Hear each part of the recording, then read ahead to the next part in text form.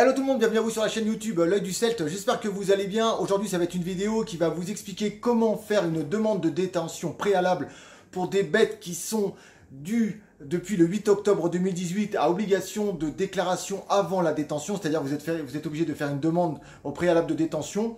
Bon, pour ceux qui l'ont déjà, bon, vous êtes obligé de faire une demande de déclaration, comme quoi vous avez cette bête, ensuite la pucer et ensuite l'enregistrer sur le site de l'IFAP. Là, c'est une demande préalable avant d'acquérir la bête, c'est obligatoire. Donc vous allez voir, je vais vous mettre le lien de Légifrance, je vais vous mettre le lien du site où il faut enregistrer donc vos bêtes. Vous regarderez vous-même, c'est quand même assez simple. Le tuto, je pense qu'il est assez simple. Moi, je l'ai fait juste comme ça pour un test pour un iguane rouge, donc qui fait partie des bêtes qui sont à faire une demande de détention au préalable. J'espère vraiment que ça sera assez simple. Vous aurez juste à cliquer sur le lien de Légifrance et vous regardez donc sur si votre bête est bien dans la catégorie B. Si elle n'est pas dans la catégorie B, bah, normalement, vous n'avez pas de déclaration préalable à faire. Si elle est bien sûr dans la catégorie A, si elle est dans la catégorie C, là vous êtes obligé d'avoir le CDC. Donc là, comme ça, on n'en parle plus.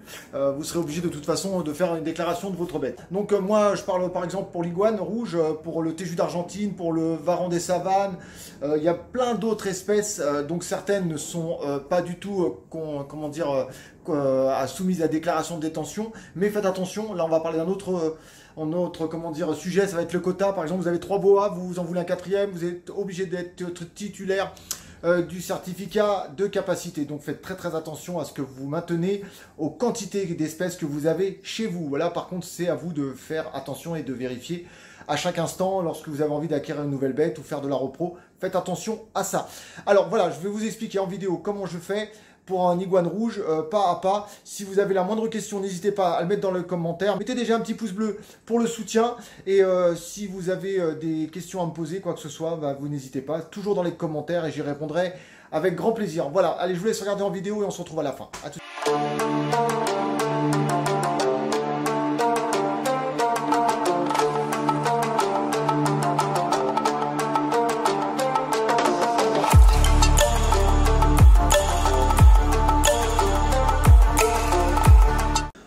Alors tout d'abord pour commencer, hein, il faut déjà aller récupérer donc le lien qui se trouve dans la description de la vidéo. Donc vous le verrez tout en bas dans le descriptif, vous aurez le lien. Donc il faut aller sur www.démarche-simplifié.fr, commencer déclaration.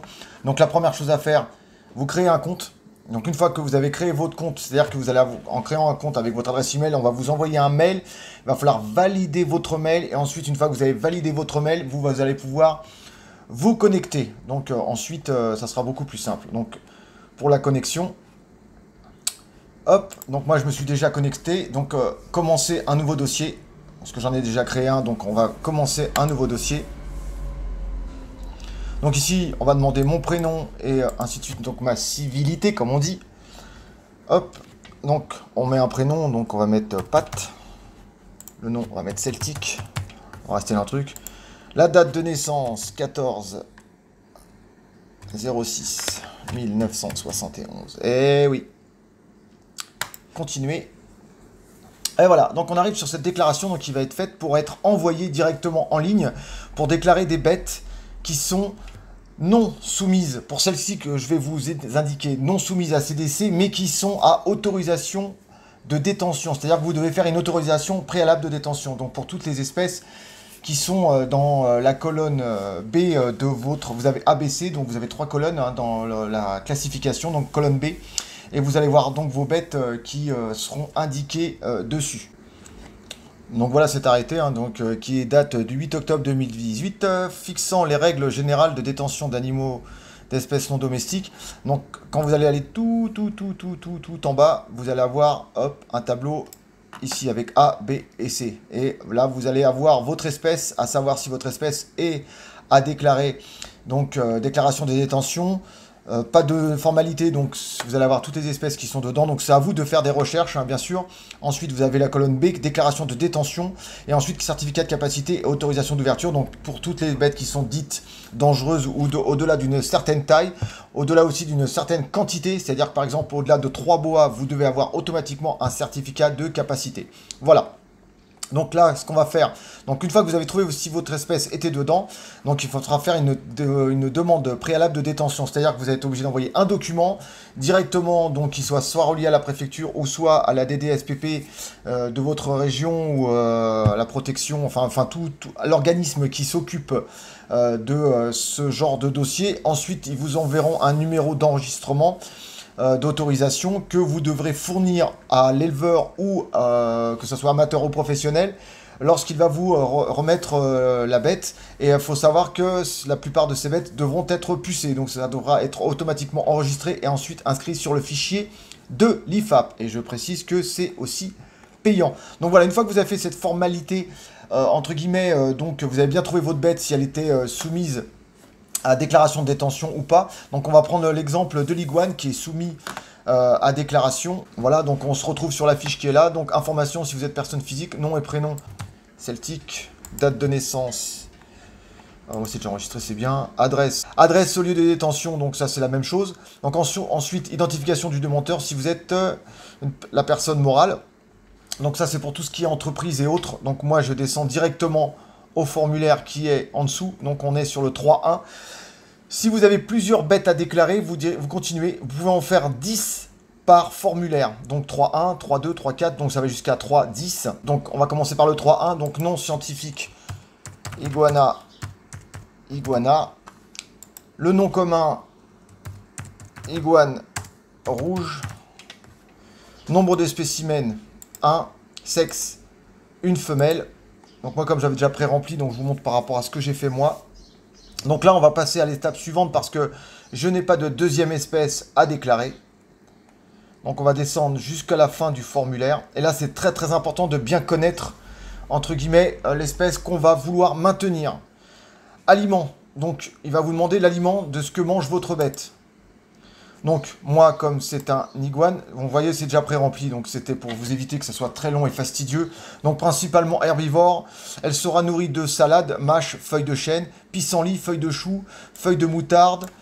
Un apport en vitamines et en calcium. De temps en temps, des fruits en évitant certains agrumes. Car il faut savoir que certains agrumes, pour les iguanes, sont très difficiles à digérer. Donc vous allez adapter, par exemple, si c'est pour un téju d'Argentine comme Dana, si par exemple vous avez éventuellement envie donc d'un varan des savanes, donc dans Varanus exanthematicus, donc là il ne faudra pas mettre en haut, ici il ne faudra pas mettre varan des savanes, dans le 3.1, ici que je remonte, hop, ici il faudra mettre bien Varanus exanthematicus et non commun varan des savanes. Il faudra bien faire attention, c'est des petites recherches, mais quand vous voulez une espèce, à vous de la connaître au mieux. Donc là, une fois qu'on a mis l'aliment, il va vous demander le type d'hébergement. Donc là, pareil, j'avais déjà rempli. Donc terrarium fait sur mesure avec des vitres dites épaisses en fonction de l'âge du spécimen. Terrarium, hop. Pour un juvénile, 120 par 120 par 60. Adulte, 180 par 180 par 60. Donc ça sera adaptable. Je vais le mettre adaptable en fonction de la taille adulte de la bête. Voilà. Donc moi je précise toujours comme ça. Donc c'est bien de préciser et il faut vraiment entre guillemets connaître son sujet. Donc mesure d'hygiène. Alors là par contre voilà. Très très important ça parce que ça là on va voir si vous par exemple vous avez fait entre guillemets des recherches, si vous savez que lorsqu'il faut manipuler une bête ou quoi que ce soit il faut se laver les mains avant et après, donc pas obligé d'utiliser du gel hydroalcoolique, mais moi je vous le conseille fortement de le mettre dans le descriptif. Vous pouvez mettre de l'eau savonneuse, hein, bien sûr, le savon est un désinfectant aussi pour les mains. Vous pouvez carrément vous laver les mains avec des produits plus performants ou plus forts, mais faites attention à votre bête que ça ne soit pas nocive en la touchant. Donc moi j'ai marqué avant et après chaque manipulation. Désinfection des mains avec un gel hydroalcoolique. Entretien du terrarium avec du vinaigre d'alcool. Vous pouvez aussi mettre F10. Moi, je l'utilise pas, donc je ne l'ai pas mis parce que je n'ai pas envie de mentir dans ma déclaration. Je préfère être honnête. Moi, je désinfecte tout, pardon, que ce soit mes accessoires, mon terrarium avec du vinaigre d'alcool. Ensuite, les excréments seront enlevés le jour même, c'est-à-dire qu'on ne va pas laisser traîner une crotte entre guillemets de son lézard ou autre pendant plusieurs jours. On va l'enlever le jour même. L'eau est changée tous les matins. L'eau est changée tous les matins. Ensuite, bien sûr, pendant les périodes dites de chaleur, l'eau sera changée 2 fois, voire 3 fois par jour pour lui apporter de l'eau fraîche. Prévention des maladies. Là, je vais vraiment être très strict avec vous. Je vais vous dire exactement ce que je pense et pourquoi je le pense comme ça. Alors, si je dois manipuler ma bête, la pièce sera adaptée à l'espèce pour ne pas qu'elle prenne froid. La température. On va remettre à la température parce que vous voyez,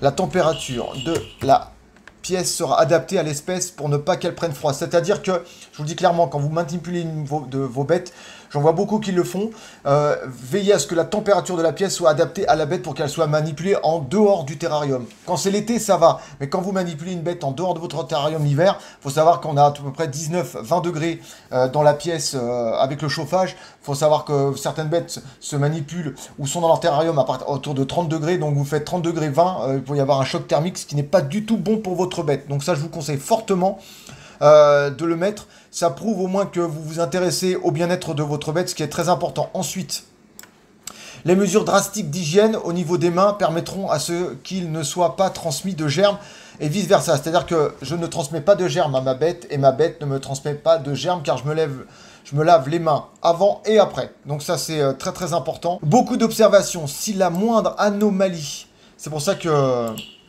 ça, je le précise bien, si la moindre anomalie dans le comportement de ma bête venait à m'interloquer, je contacterai mon vétérinaire spécialisé en reptiles ENAC. Et une visite s'impose. Et une visite s'imposera en fonction de son retour. C'est pour ça que je vous dis, c'est bien d'aller voir des fois quand on a une bête, on ne sait pas trop ce qu'elle a, d'aller voir sur les forums, prendre des questions, enfin, poser des questions, attendre des réponses. Certains vont vous dire il faut faire ça, ça, ci, ça, ça. Et des fois, c'est pas du tout ce qui est en accord avec la pathologie de votre bête. Donc, il n'y a pas mieux qu'un vétérinaire spécialisé reptile ENAC pour pouvoir déceler si votre bête est malade ou pas, ou si votre bête a besoin d'un traitement ou pas. Il n'y a pas mieux qu'un vétérinaire, je le dis à chaque fois dans mes vidéos, je le dis à chaque fois dans mes lives. Un vétérinaire est spécialisé, il a fait des études pour ça, et il n'y a pas mieux que lui pour déceler si votre bête est malade ou en bonne santé. Voilà, donc ça c'est vraiment, je dirais, le b.a.-ba, c'est le plus important. Donc une fois que vous avez rempli tout ça, vous cliquez là. Alors, je précise bien qu'en cliquant là, ça vous engage. Vous avez un engagement moral et physique. Et moi, je vais rajouter des mesures de sécurité anti-évasion. Le problème avec un clavier qui fonctionne une fois sur deux. Anti-évasion seront installés sur le terrain en barillet. Alors je sais pas si je fais une faute. Barillet ou cale. Non. Hop, de protection. Voilà. Voilà, ça c'est bien de le mettre, comme ça prouve que vous protégez votre animal et vous protégez un tiers, c'est-à-dire les personnes physiques en dehors de votre terrarium ou éventuellement vos animaux, car il faut éviter bien sûr de manipuler vos bêtes ou faire en sorte que vos bêtes à poil aient un contact avec vos écailleux. Voilà, une fois que vous avez fait ça, voilà, et vous déposez le dossier, donc vous l'envoyez. Donc comme là, vous avez cette démarche est gérée par la direction de l'eau et de la biodiversité, ministère de la Transition écologique et solidaire, préfecture du département, de votre département. Posez une question, donc vous avez possibilité d'appeler tout ça, voilà. Donc comme je vous dis, la DDPP ou la DDCSPP, donc c'est un peu compliqué, voilà. Donc toutes les données que vous envoyez sont conservées, donc c'est bien indiqué ici pendant 12 mois. Donc une fois que vous avez ça, vous allez recevoir un document avec un numéro d'autorisation et tout ça, que vous aurez l'obligation de fournir à l'éleveur, au revendeur, pour qu'il puisse attribuer le numéro sur votre dossier et faire ensuite l'enregistrement IFAP avec le puçage de la bête. Voilà les amis, donc on se retrouve à la fin de la vidéo, j'espère qu'elle sera...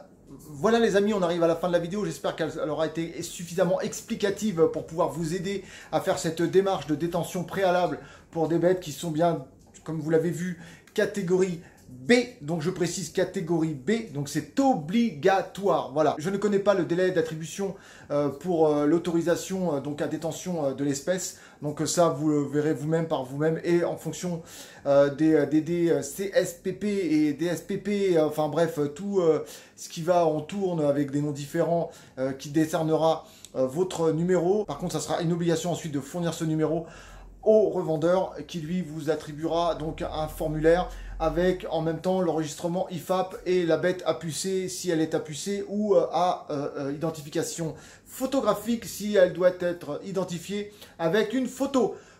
Voilà, enfin j'espère vraiment que cette vidéo vous aura aidé car elle m'a été énormément demandée et donc j'ai fait vraiment au mieux et au plus simple pour pouvoir vous aider donc dans cette démarche. Voilà, sur ce je vous dis à bientôt, pensez à mettre un pouce bleu sur la vidéo, je vous dis à bientôt sur de prochaines aventures sur l'Oeil du Celte et sur ce, ciao ciao tout le monde, peace tout le monde, bye bye.